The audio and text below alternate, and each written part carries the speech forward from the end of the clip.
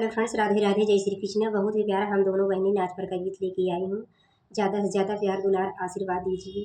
जय श्री राधे कृष्ण।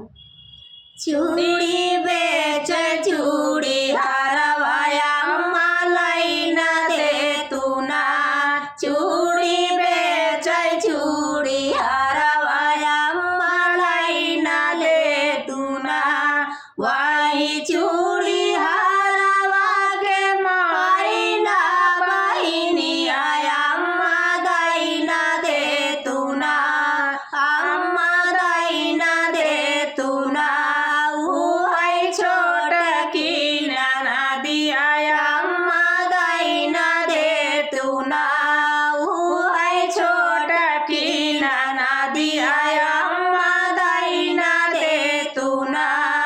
चूड़ी बेच चूड़ी हारवाया मलाई न दे तू ना, चूड़ी बेच चूड़ी हारवाया मलाई न दे तू ना, ओरी चूड़ी हारवा के घरवा दुआरवाया मलाई न दे तू ना,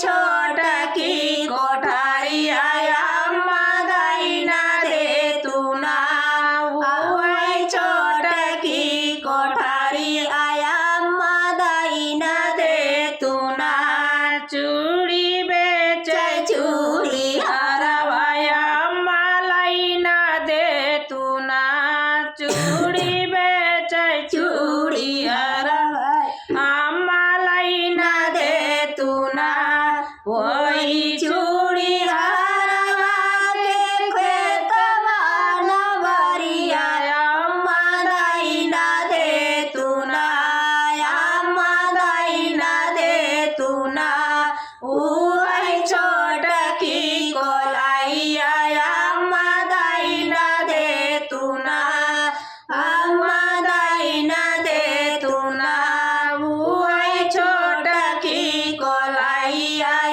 मदाई ना दे तू ना, चूड़ी बेच चूड़ी हारवाया मलाई ना दे तू ना, चूड़ी बेच चूड़ी हारवाया मलाई ना दे तू ना, मलाई ना दे तू ना।